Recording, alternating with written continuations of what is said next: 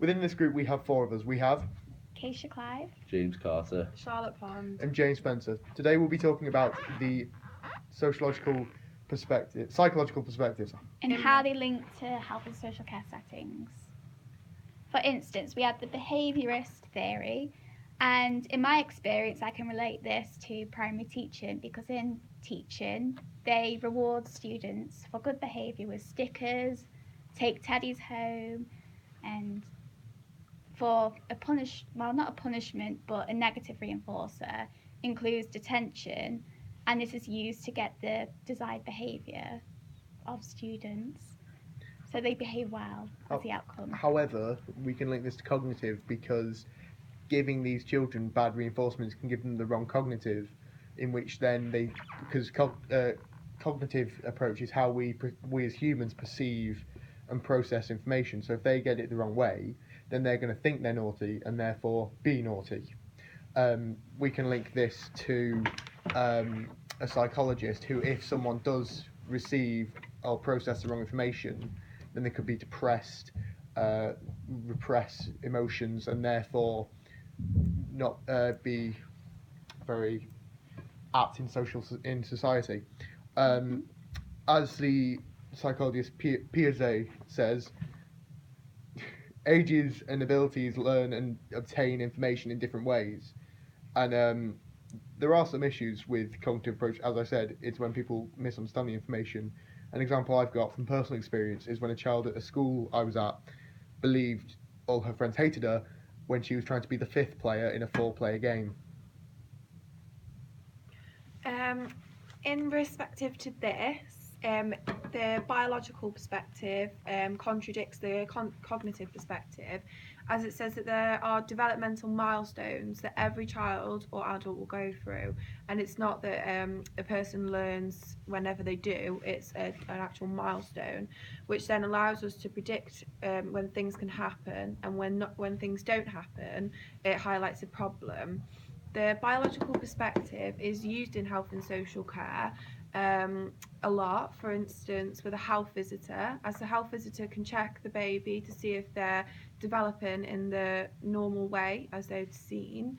For example, them sitting up at a certain age, crawling, being able to follow the health visitor's finger with their eyes, and this all highlights that they're developing properly and that there are no problems. In the biological theory, a social worker can get the information wrong, and sometimes it can be the baby just being lazy, and they may be ending up walking late, but they might have seen it as like a cognitive issue or like a walking issue, but doesn't that agree with cognitive, that we learn different things and say this child doesn't have the ability to walk at that age? No, because that's just a social worker looking at the child and saying that, oh, they have got it wrong, but in fairness, it's just the child being lazy, not learning to walk at that time. And parents do get worried because they think, what am I doing wrong, or what's the baby, what's up with it? But we have the psychodynamic theory.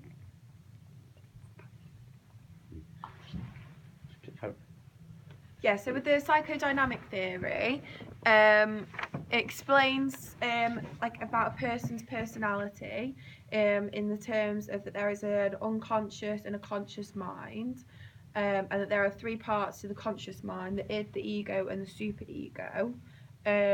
We use the ego in defense mechanisms in real life, like grieving and moving house, as we become protective and we're not really too sure how to deal with it.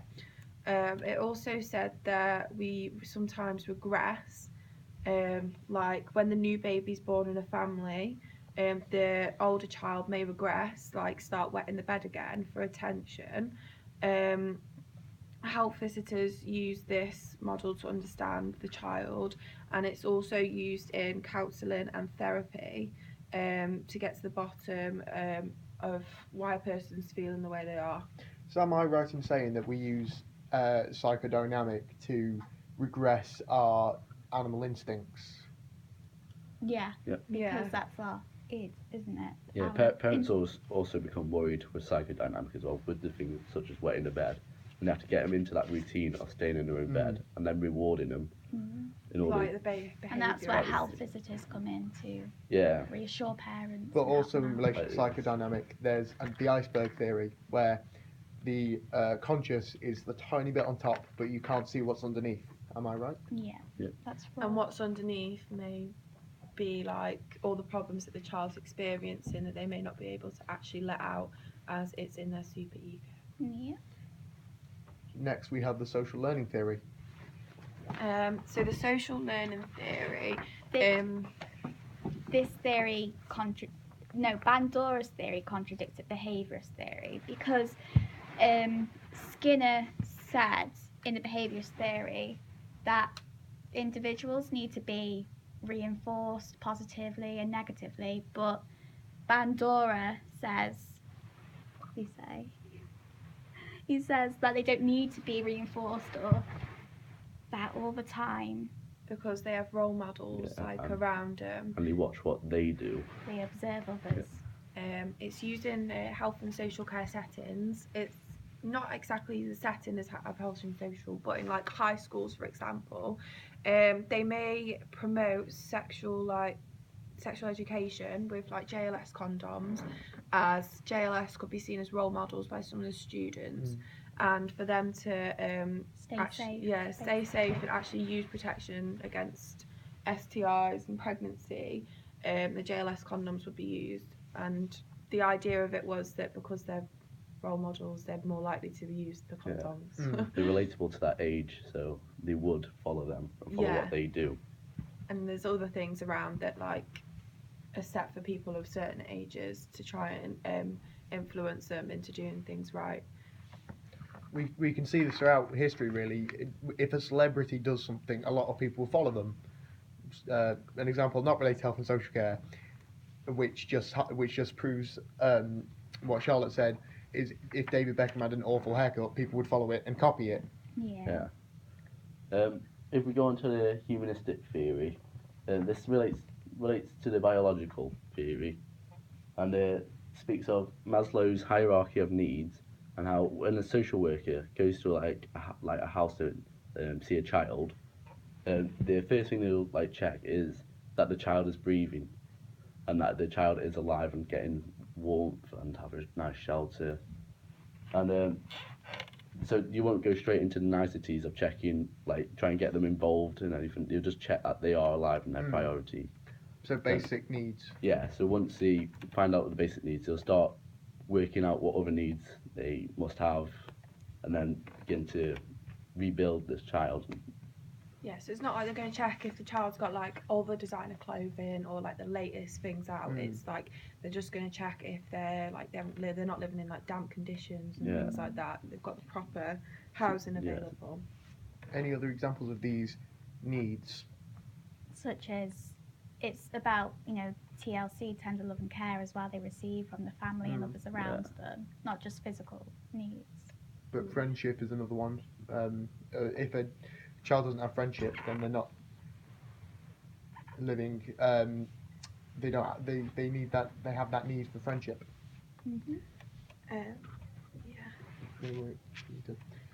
In creating this discussion, we first of all did some research and wrote down notes individually, and then came together to discuss them.